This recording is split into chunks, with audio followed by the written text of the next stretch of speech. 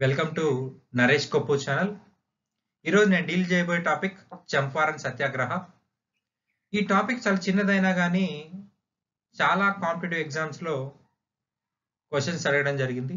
Okay, టాపిక్లోకి వెళ్దాం. చంపారన్ సత్యాగ్రహం హిస్టారికల్ బ్యాక్గ్రౌండ్ నుంచి స్టార్ట్ చేద్దాం. భారతదేశంలో గాంధీజీ ప్రారంభించిన తొలి ఉద్యమము చంపారన్ సత్యాగ్రహము 1917. ఓకే, ఈ ఉద్యమం ప్రారంభం కంటే ముందు గాంధీజీ దక్షిణాఫ్రికాలో ఉన్నాడు. యాక్చువల్గా ఆయన 6 నెలల లా కాంట్రాక్ట్ కోసము తన క్లయింట్ యొక్క కేసుల విచారణ కోసము సౌత్ ఆఫ్రికాకి వెళ్ళాడు. కానీ అక్కడ భారతీయులు పడుతున్న సమస్యలు చూసి 6 నెలలు కాస్త 20 సంవత్సరాలు అయింది.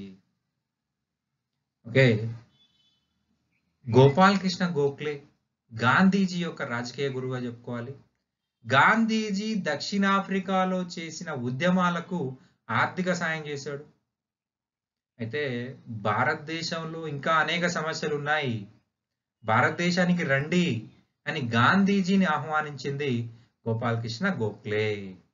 Okay, on 9th January 1915 Gandhiji completely return to India. Okay, ఇక్కడ గుర్తుపెట్టుకోండి, ఎవరి ఆహ్వానం మేరకు భారతదేశానికి గాంధీజీ పూర్తిగా వచ్చాడంటే Gopal Krishna Gokhale. And second one, ఏ సంవత్సరంలో వచ్చాడు? January 9th 1915. ఓకే, భారతదేశం అంతా తిరిగాడు ఒక సంవత్సరం, భారతదేశ సమస్యలను తెలుసుకున్నాడు గాంధీజీ. అయితే ఇక్కడ చంపారన్ సత్యాగ్రహంలోకి వద్దాం. బీహార్ రాష్ట్రంలో మనకి చంపారన్ అనేది ఒక జిల్లా అండి. ఇక్కడ నీలిమందు రైతులు తీన్ కతియం విధానం వల్ల అనేక ఇబ్బందులు ఎదుర్కొన్నారు. ఇంతకీ తీన్ కతియా అంటే ఏందో తెలుసుకుందాం. తీన్ కతియా అంటే 1 ఎకరా భూమిని 20 భాగాలుగా విభజిస్తారు. 20లో 3 భాగాల్లో ఖచ్చితంగా నీలిమందుని పండించాల్సి ఉంటుంది. ఈ విధానమే 3/20 అని కూడా అంటారు. మరి 3 భాగాలే కదా, మిగతా 17 భాగాల్లో వాళ్ళకి నచ్చిన పంట వేసుకోవచ్చు కదా అంటే ఇక్కడ సమస్య ఏంటయ్యా అంటే యజమానులు ముఖ్యంగా యూరోపియన్లే. ఈ యజమానులు తమకు నచ్చిన ప్రాంతంలో మాత్రమే పండించుకునే వాళ్ళు. వాళ్ళకి నచ్చిన ప్రాంతం అంటే భూమిలో సారమైన ప్రాంతం ఎక్కడ ఉంటే అక్కడ.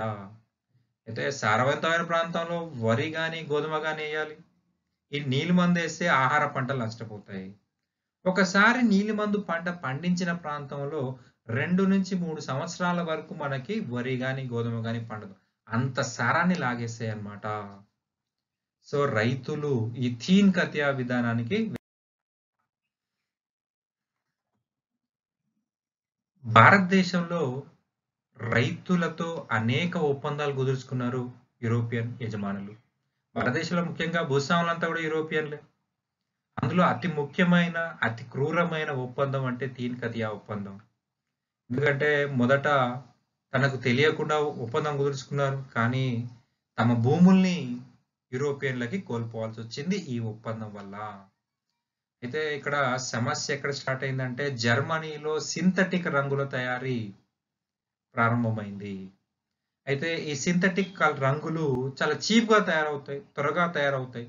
నీలిమందు ఒక 3 నెలలు 4 నెలలు పడుతుంది. సో నీలిమందు ధర పెరిగేది, సింథటిక్ రంగుల ధర తగ్గేది. సో యూరోపియన్ మార్కెట్ లో నీలిమందు యొక్క గిరాకీ అనేది తగ్గింది. ఎవడైనా నష్టానికి పంటలు పండిస్తారా? పండియరు. అయితే యూరోపియన్ యజమానులు మేము మిమ్మల్ని తీన్ కతియా ఒప్పందం నుండి విముక్తి కల్పిస్తున్నాం, వీఆర్ లిబరేటింగ్ అని చెప్పేసి they enhance the tenancy, they enhance the rent. కౌలును విపరీతంగా పెంచారు. మిమ్మల్ని తీన్ కతియా నుంచి బయటికి తీసుకొస్తున్నాం కదా, నాకు కొద్దిగా ఎక్కువ కౌలు పే చేయండి అని ఒత్తిడి చేయడం జరిగింది. ఎవరైతే ఎక్కువ పే చేయరో వాళ్ళని అనేక ఇబ్బందులకు గురి చేయడం జరిగింది. వాళ్ళ నుండి బలవంతంగా కౌలుని వసూలు చేయడం జరిగింది. రౌడీలను పంపించడం జరిగింది. వాళ్ళ ఇల్లు లాక్కోవడం జరిగింది. వారి యొక్క ఆస్తులు లాక్కోవడం జరిగింది. వారి యొక్క భూములు లాక్కోవడం జరిగింది. సో ఇక్కడ రైతులు అనేక ఇబ్బందులకి గురి కావడం జరిగింది. చంపారన్ సత్యాగ్రహం చూద్దాం. తీన్ కతియా విధానము మరియు అక్రమ కౌలు రద్దు కోసము చంపారన్ జిల్లాలో రాజ్ కుమార్ శుక్లా అనే రైతు నాయకత్వంలో ఉద్యమం అనేది ప్రారంభమైంది. అయితే పెద్ద నాయకుల సహాయం లేకుండా వాళ్ళకి విజయం లభించదనేది వాళ్ళకి త్వరగానే అర్థమైపోయింది. అదే సందర్భంలో రాజ్ కుమార్ శుక్లాకి దక్షిణాఫ్రికా నుండి గాంధీజీ ఇండియా వచ్చాడని తెలిసింది. దక్షిణాఫ్రికాలో భారతీయులకి గాంధీజీ సహాయం చేశాడని చెప్పేసి రాజ్ కుమార్ శుక్లాకి తెలిసింది. ఓకే, ఇతనికి లభించిన విజయాలు విని రాజ్ కుమార్ శుక్లా ఎలాగైనా గాని గాంధీజీని ఒప్పించి చంపారణ్కు తీసుకురావాలనుకున్నాడు. సో గాంధీజీని కలవడం కోసం ఆయన అనేక ప్రాంతాలు తిరిగాడు. అయితే గాంధీజీ ఈ రాజ్ కుమార్ శుక్లాకి లక్నో సమావేశంలో కలవడం జరిగింది. ఆ లక్నో సమావేశంలో రాజ్ కుమార్ శుక్లా గాంధీజీకి చంపారణ్ రైతుల సమస్యలని, వాళ్ళ కష్ట నష్టాలని వివరించడం జరిగింది. ఆ కష్ట నష్టాలు విన్న గాంధీజీ చలించిపోయాడు. ఓకే, ఖచ్చితంగా నేను చంపారణ్కి వస్తా అని చెప్పడం జరిగింది. ఇక్కడ గుర్తుపెట్టుకోండి, మనకి ఎగ్జామ్లో అడిగిన క్వశ్చన్ ఏంటంటే, ఎవరి ఆహ్వానం మేరకు గాంధీజీ చంపారణ్కు రావడం జరిగింది? రాజ్ కుమార్ శుక్లా అనే రైతు. రాజ్ కుమార్ శుక్లా ఓకే, గాంధీజీ చంపారణ్లో అడుగు పెట్టగానే జిల్లా వదిలి వెళ్ళిపోవాలని చెప్పేసి కమిషనర్ ఉత్తర్వులు జారీ చేశాడు. ఎందుకంటే గాంధీజీ పెద్ద నాయకుడు, ఆయన దక్షిణాఫ్రికాలో చేసిన ఉద్యమాలు ఈ కమిషనర్కి తెలుసు. గాంధీజీ వస్తే ఖచ్చితంగా సమస్య క్రియేట్ చేస్తాడని చెప్పేసి భయపడ్డాడు. కానీ గాంధీజీ చంపారణ్ నుండి వెనక్కి వెళ్ళడానికి నిరాకరించాడు. మీరు ఏ శిక్ష విధించినా నేను దానికి సిద్ధమే అని చెప్పేసి గాంధీజీ ప్రకటించాడు. అయితే గాంధీజీని మ్యాజిస్ట్రేట్ ముందు తీసుకెళ్లారు. అయితే గాంధీజీ మ్యాజిస్ట్రేట్ కి చెప్పింది ఏందయ్యా అంటే, మానవత్వాన్ని కాపాడడం కోసము నేను చంపారణ్కి వెళ్తున్నాను. నాకు బ్రిటిష్ రాజ్యాంగం అంతా తెలుసు, బ్రిటిష్ చట్టాలు నేను అవపోసన పట్టాను, బ్రిటిష్ రాజ్యాంగాన్ని పూర్తిగా చదివాను. ఓకే, మానవత్వాన్ని కాపాడడానికి ఏ పనైనా చేయొచ్చు అని చెప్పేసి మనకు ఆ రాజ్యాంగంలో ఉంది అని చెప్పేసి గాంధీజీ చెప్పడం జరిగింది. సో మ్యాజిస్ట్రేట్ గాంధీజీని విడుదల చేయడం జరిగింది. చివరకు గాంధీజీని చంపారణ్ వెలుటకు అనుమతి ఇవ్వడం జరిగింది. ఓకే, గాంధీజీ చంపారణ్కు వెళ్ళి తొలిసారిగా సత్యాగ్రహాన్ని నిర్వహించడం జరిగింది. ఇది కూడా మనకి ఎగ్జామ్ పాయింట్ ఇంపార్టెంట్ బిట్ అండి. భారతదేశంలో గాంధీజీ తొలిసారిగా ఎక్కడ సత్యాగ్రహం చేశాను అడిగారు? చంపారణ్లో. ఇది ఇంపార్టెంట్ బిట్ అండి, మళ్ళీ ఒకసారి చెప్తున్నా. తొలిసారిగా గాంధీజీ సత్యాగ్రహం చేసిన ప్లేస్ అంటే చంపారణ్ సత్యాగ్రహ, చంపారణ్. ఓకే, గాంధీజీతో పాటుగా బ్రజ్ కిషోర్, రాజేంద్ర ప్రసాద్, అనుగ్రహ నారాయణ, మహాదేవ్ దేశాయ్, మజహర్ ఉల్ హక్ మరియు నరహరి పాఠక్లు చంపారణ్కు రావడం జరిగింది. చంపారణ్లో వివిధ గ్రామాలు తిరిగి రైతు సమస్యలని రికార్డు చేయడం జరిగింది. ఆ రికార్డు చేసిన సమస్యలన్నీ కూడా బ్రిటిష్ ప్రభుత్వానికి ఇవ్వడం జరిగింది. సో చివరికి బ్రిటిష్ ప్రభుత్వము రైతు సమస్యల పైన ఒక విచారణ కమిషన్ ని ఏర్పాటు చేయడం జరిగింది.